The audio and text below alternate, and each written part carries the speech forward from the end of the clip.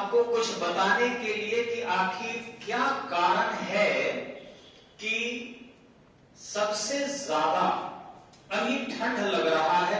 आज तारीख आप देख रहे हैं कि 28 तारीख है।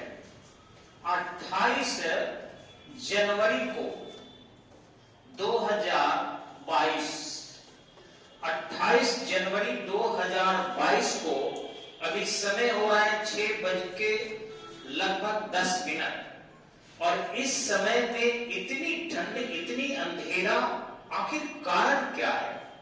मैं उसी को बताने जा रहा हूं। इसका मूल कारण है प्रदूषण यानी पॉल्यूशन। प्रदूषण कैसे? तो ध्यान रखेंगे, जो बड़े पैमाने पर अनसाइंटिफिक डेवलपमेंट हो रहे हैं, अवैज्ञानिक विकास, वे मेन उत्तरदायी है। अवैज्ञानिक विकास में अर्थात जो हमारे बिजली के उत्पादन करने वाली इकाइयां हैं, वो अभी भी सबसे ज्यादा कोयला का प्रयोग करती है। हमारे कुल विद्युत उत्पादन का 68 to 70% विद्युत का उत्पादन तापीय संयंत्रों से होता है, यानी थर्मल पावर प्लांट।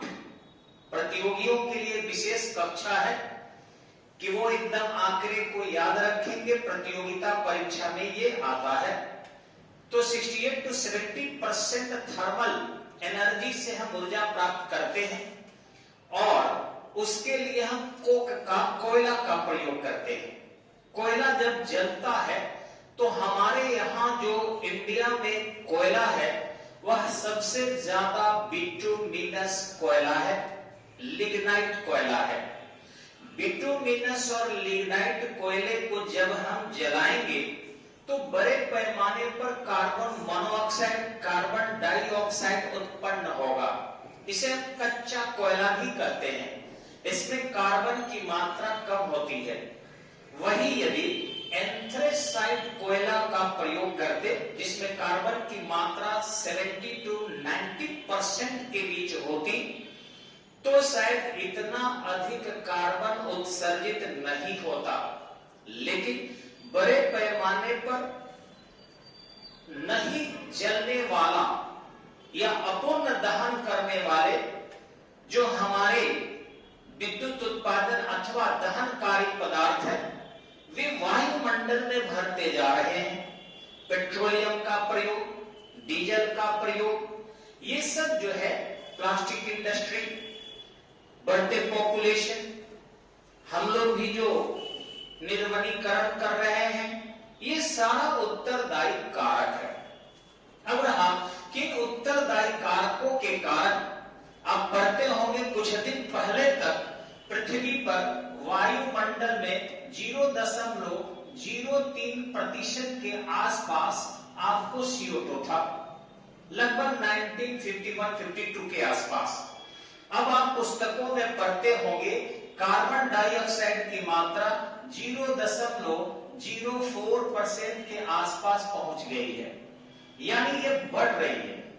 अब ये कार्बन डाइऑक्साइड उतना उत्तरदायी एयर पॉल्यूशन के लिए नहीं है, बल्कि सबसे ज्यादा उत्तरदायी कारक अगर आप देखना चाहें तो आपका carbon monoxide, nitrogen dioxide, sulphur dioxide, ये ज्यादा उत्तरदायी है। ठीक इसी ढंग से लेड ऑक्साइड, ये सब वायु प्रदूषण को ज्यादा फैला रहे हैं। अब यहां थोड़ा देखना है हमको पृथ्वी के मैप पर कि आखिर ये कैसे उत्तरदायी है, और इतना ठंड जब ये सारे प्रदूषणकारी चीज है, तो इतने ठंड इसके पीछे कैसे उत्तरदायी है, ये थोड़ा सा समझ लेंगे तो प्रतियोगिता परीक्षा में भी क्वेश्चन आपको आता है। ठंड का नहीं पूछेगा, आंकड़े से संबंधित क्वेश्चन जरूर रहते हैं। तो मैं बताना चाहूंगा कि अगर आप यहां देखने का प्रयास करें तो सूर्य से जो भी ऊर्जा पृथ्वी तक आती है वह प्रति सेकंड, ध्यान रखेंगे, 1 सेकंड में प्रति सेकंड प्रति क्यूबिक सेंटीमीटर, अगर इसको क्यूबिक सेंटीमीटर सेंटीमीटर हम ले लें तो 2 कैलोरी ऊर्जा पृथ्वी को सूर्य से मिलती है। ये जो तीर देख रहे हैं आप, ये वार्मिंग इफेक्ट है कि पृथ्वी पर ये किस तरीके से दबाव यानी कि अपने गर्मी का प्रभाव डाल रहा है। तो ये पृथ्वी पर जो है आपको इतना कैलोरी ऊर्जा प्रति क्यूबिक सेंटीमीटर, यानी 1 सेंटीमीटर लंबा, 1 सेंटीमीटर चौड़ा, 1 सेंटीमीटर मोटा, उसी को क्यूबिक कहते हैं। यानी जैसे चेस के एक गोटी हम ले लेते हैं जो खेलते हैं हम लोग, छक्का उक्का नहीं आता, चेस नहीं सॉरी लूडो, तो लूडो का जो गोटी होता है जिसको हम लोग ऐसे करके और खेलते हैं, वो लगभग 1 सेंटीमीटर क्यूबिक के बराबर होता है। पृथ्वी पर उतना ही में प्रति सेकंड 2 कैलोरी ऊष्मा आती है सूर्य की रोशनी से, हमेशा, चाहे आपके लिए रात हो चाहे आपके लिए दिन हो। क्योंकि आज यहाँ हमारे सामने रात है तो दूसरे तरफ पृथ्वी के क्या है, गर्मी है, वहां सूर्य की रोशनी है। अभी मान लीजिए उत्तरी गोलार्ध में सूर्य की रोशनी नहीं दिख रही है तो दक्षिणी गोलार्ध में जरूर है। तो वही कहना है कि एनी टाइम पृथ्वी पर इतनी ऊर्जा प्राप्त होते रहती है और पृथ्वी पर ऊर्जा का एकमात्र स्रोत सूर्य है। पृथ्वी पर, ध्यान से सुनेंगे, ऊर्जा का एकमात्र स्रोत सूर्य है। पृथ्वी की आंतरिक ऊर्जा भी होती है लेकिन उसका मान नगण्य है, एकदम नहीं है। पृथ्वी पर अंदर से भी, इसके अंदर से भी ऊर्जा निकलती है, क्योंकि पृथ्वी के जैसे जैसे आप अंदर बढ़ते हैं प्रति 32 मीटर, ये प्रति 32 मीटर आप अगर पृथ्वी के नीचे जाते हैं तो 1 डिग्री सेल्सियस टेम्परेचर इंक्रीज हो जाता है, बढ़ जाता है। और इस तरीके से यदि पृथ्वी के केंद्र पर हम आए तो लगभग 2000 डिग्री सेल्सियस टेम्परेचर हो जाते हैं, ऐसा माना जाता है। वैज्ञानिक एक अनुमान लगाए हैं भूगोल डेटा। पहले इसका पृथ्वी के केंद्र का टेम्परेचर 50,000 डिग्री सेल्सियस अनुमानित किया गया था, लेकिन भूगोल नेताओं ने बैठक करके बार बार, और ये ताप बढ़ने की दर जैसे जैसे गहराई बढ़ती है घटते जाता है, तो अनुमान लगाए कि जो ये नीचे एरिया है उसका टेम्परेचर 2000 डिग्री सेल्सियस के आसपास है। अब रहा कि जब इसका टेम्परेचर 2000 डिग्री सेल्सियस है तो बाहरी भाग जो ये पार्ट है इसका टेम्परेचर आखिर कम क्यों है? तो इससे जो टेम्परेचर रिलीज होता है यानी कि निकलता है वो बहुत कम मान में होता है। अगर ज्वालामुखी के उद्गार कहीं हो गया वो अलग है, ज्वालामुखी के उद्गार हो जाएंगे तो वहां हो सकता है कि टेम्परेचर बढ़कर 28 डिग्री सेल्सियस तक हो जाए। वह टेम्परेचर 14 डिग्री सेल्सियस से 28 डिग्री सेल्सियस के बीच होता है ज्वालामुखी के उद्गार। कई बार उसमें आपके बहुत मजबूत धातु भी पिघल जाते हैं और पिघल कर लावा के रूप में बहने लगते हैं। तो इस तरीके से इतना हाई टेम्परेचर से नीचे से आपके मैग्मा निकलता है और बाहर उसके लावा बहने लगते हैं, यानी वो आंतरिक टेम्परेचर है, लेकिन वह टेम्परेचर कम है। अगर कम नहीं है तो आप स्वयं समझदार है क्या कारण है कि अगर इसको नॉर्थ पोल मान लिया जाए और इसको साउथ पोल मान लिया जाए तो ध्रुवीय इलाकों में लगभग सालों भर बर्फ रहता है। कारण है कि ध्रुवीय क्षेत्रों में सूर्य की प्रकाश नहीं पहुंच पाती, अथवा पहुंचती भी है कुछ समय के लिए, 3-4 महीने के लिए, तो काफी दूरी तय करना पड़ता है। वायुमंडल की मोटी परतें तिरछे होने के कारण उसे वेधना पड़ता है। तो वैसी स्थिति में जो रेडिएशन के माध्यम से सूर्य की ऊर्जा ध्रुवीय क्षेत्रों में पहुंचना चाहिए उसकी मात्रा कम हो जाती है, और जब रेडिएशन से कम ऊर्जा पहुंचेगी तो वहां का बर्फ नहीं पिघलेगा। और यही कारण है कि उत्तरी ध्रुव और दक्षिणी ध्रुव पर सूर्य की प्रकाश नहीं पहुंच पाते, तो रेडिएशन एनर्जी नहीं पहुंच पाता, वहां टेम्परेचर कम है। अगर आंतरिक भाग से ही गर्म रहता तो फिर ध्रुवीय क्षेत्र चाहे उत्तरी हो या दक्षिणी हो वहां के बर्फ पिघल जाते। तो आंतरिक टेम्परेचर अंदर है, आंतरिक टेम्परेचर बाहर नहीं आ पाता, और इसलिए दोनों ही ध्रुवों पर बर्फ है। रही बात आपको महासागरों के निकल की, आप देख रहे हैं कि इन क्षेत्रों में ये सब महासागर है, ये सब महासागर एरिया है। अब इन महासागरीय इलाकों में यदि आप देखिए, ये तो मान लीजिए आपका लैंड एरिया है, ये भी आपका जो है दक्षिणी अमेरिका है, ये लैंड एरिया है। लेकिन ये जो एरिया आप देख रहे हैं ये सब महासागर की एरिया है।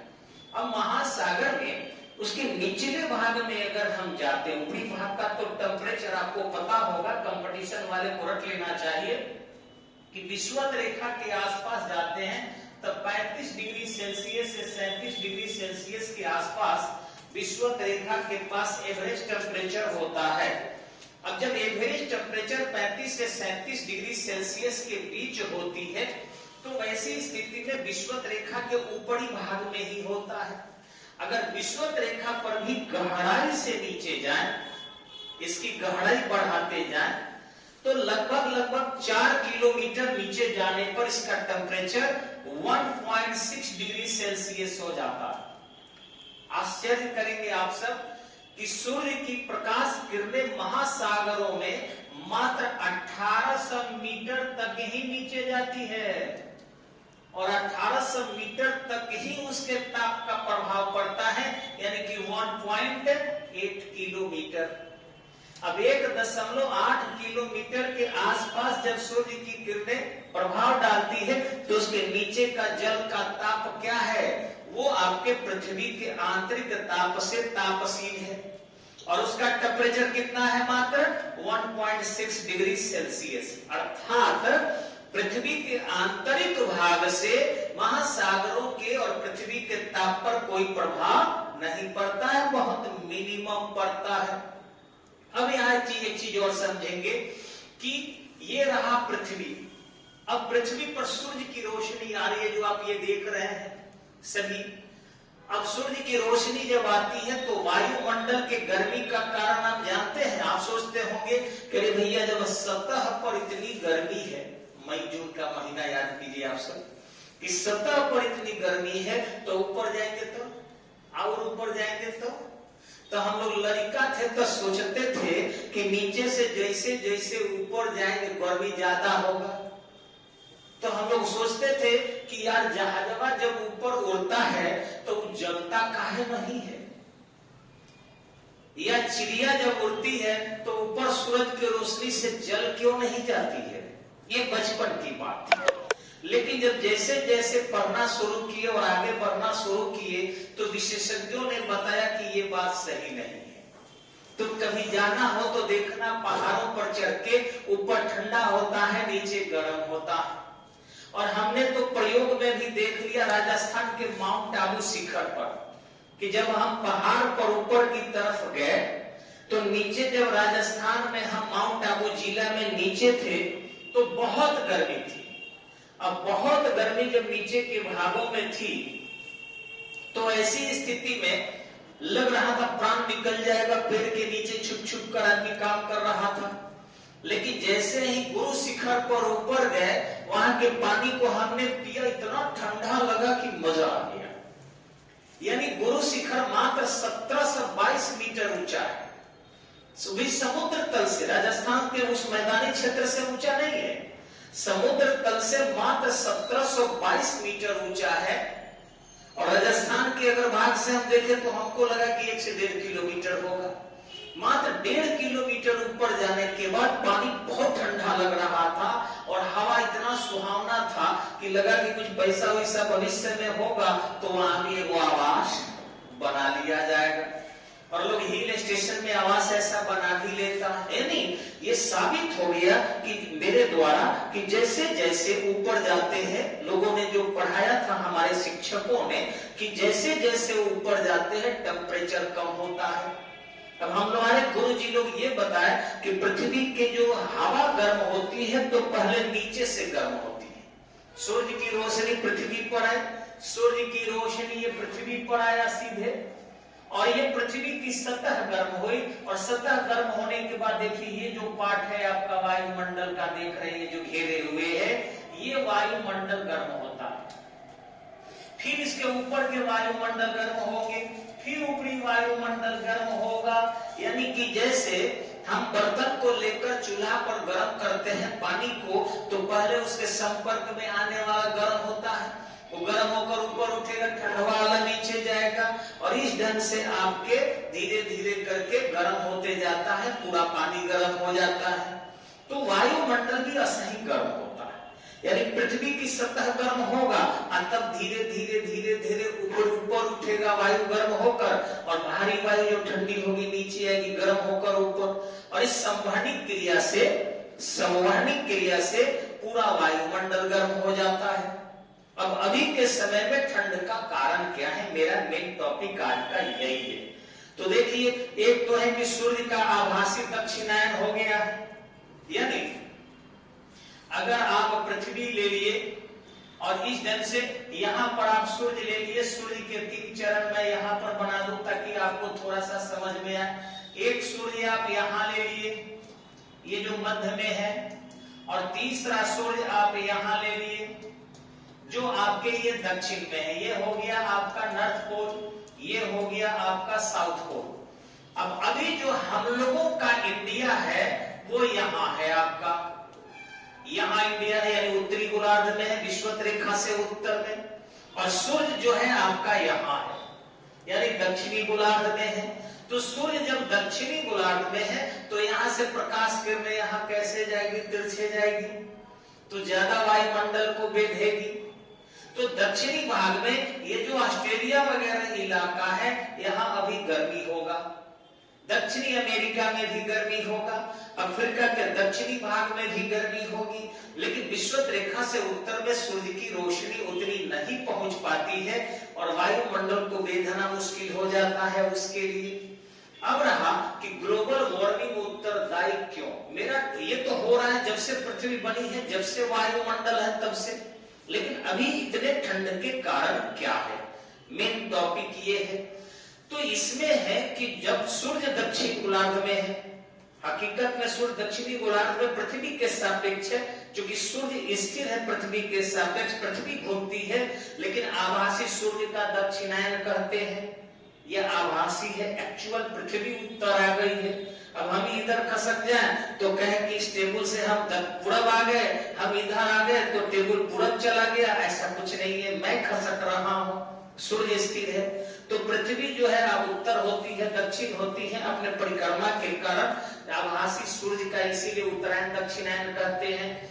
तो इस ढंग से सूर्य जब दक्षिण चला गया, प्रकाश किरणें यहाँ तिरछे पहुंचेगी, और जब कोई भी प्रकाश किरणें दूर होती है तो उसमें ताप का मान कम होगा, तरंगदैर्घ्य का मान कम होगा, तो रेडिएशन का मान भी कम होगा। आप जानते हैं सूर्य के नजदीक बुध है तो बुध ज्यादा गर्म होता है, जिस भाग में सूर्य की रोशनी बुध पर नहीं पहुंचती है वहां -180 डिग्री हो जाता है, और जिस समय में जिधर बुध पर सूर्य की रोशनी पहुंचती है 100 डिग्री सेल्सियस हो जाता है। अर्थात बुध के जिस हिस्से में सूर्य की रोशनी पहुंचती है, अगर हम लोग रहते तो पक के चोखा हो जाते, और अगर रात में रहते तो आइसक्रीम बन जाते, और यही कारण है कि बुध पर जीवन संभव नहीं है। चूंकि पृथ्वी पर वायुमंडल है, अतः वायुमंडल सूर्य के अत्यधिक प्रकाश किरणों को भी रोकता है, तो यहाँ से ऊर्जा जाने भी नहीं देता। यानी कह सकते हैं पृथ्वी के लिए एक अच्छा कंबल का काम करता है वायुमंडल, यानी न तो ज्यादा प्रकाश किरण और उसके ऊर्जा को आने देता है और न ही जल्दी से ऊर्जा को निकलने देता है, लेकिन ये नेचुरल क्रिया थी। अब इसमें हम लोग बड़े पैमाने पर CO2 डाल दिए, प्लस CO डाल दिए, प्लस NO2 डाल दिए और प्लस SO2 डाल दिए। अब ये जो है वायु में प्रदूषण भर दिया, और एक और दिक्कतें आई। अब दिक्कत क्या आया कि जब टेम्परेचर कम होता है तो वायु के घनत्व बढ़ जाते हैं। किसी भी पदार्थ, मैक्सिमम प्रकृति के पदार्थ जिनके ताप कम करेंगे तो आयतन कम होगा, और आयतन कम होगा तो घनत्व बढ़ेगा, फिजिक्स का सिद्धांत है। तो वैसी स्थिति में इसका आयतन कम हो रहा है, यानी वायुमंडल जो है ठंडे हो रहे हैं तो आयतन कम यानी घनत्व बढ़ रहा है। अब प्रदूषणकारी अवयव हो और घनत्व बढ़ जाए तो वैसे ऐसी स्थिति में जब घनत्व तो ज्यादा हो, अब सोचिए कि रुई का भब्बाड़ा अगर हो फैला हुआ और उसमें एक छोटा सा सिक लकड़ी का डालेंगे तो चला जाएगा। लेकिन उसी रुई को यदि आप पूरा गत्ता बैठा कर दाब दीजिए खूब, तब उसमें आप गत्ते को उसमें डालिए, धीरे से क्या नीचे जाएगा? नहीं। तो वही है, अभी के समय में पोल्यूशन के कारण, वायु के घनत्व के कारण पूरी तरह ये वायुमंडल जो है प्रदूषण से ठोस हो चुका है। अतः सूर्य की रोशनी इसमें प्रवेश नहीं कर रही है। लेकिन जैसे ही इस पृथ्वी से थोड़ा सा ऊपर जाएंगे, मान लीजिए ये पृथ्वी हो गई और यहाँ से 2 किलोमीटर अगर मान लीजिए एरिया ये ले लेते हैं, तो 2 किलोमीटर के ऊपर जाएंगे तो ये सूर्य की रोशनी दिखाई पड़ेगी। यानी अभी विश्वास नहीं हो तो आप पटना चले जाइए और एक जहाज किराया पर लीजिए या जहाज से उड़कर कहीं सफर कीजिए। जैसे ही आप देखेंगे पटना एयरपोर्ट से उड़ान जहाज भरेगा, कुछ ही देर बाद में जो निचले वायु के कोहरा कुहासा वाला क्षेत्र है उसके ऊपर जाते हैं, सूर्य की रोशनी कितनी नजर आएगी। तो इस तरीके से यानी 1 से 2 किलोमीटर ही ज्यादा सघन वायु है, और जब सघन वायु है, सूर्य की रोशनी नहीं आ रही है, तो मैक्सिमम टाइम तक लो टेम्परेचर से हम सफर कर रहे हैं।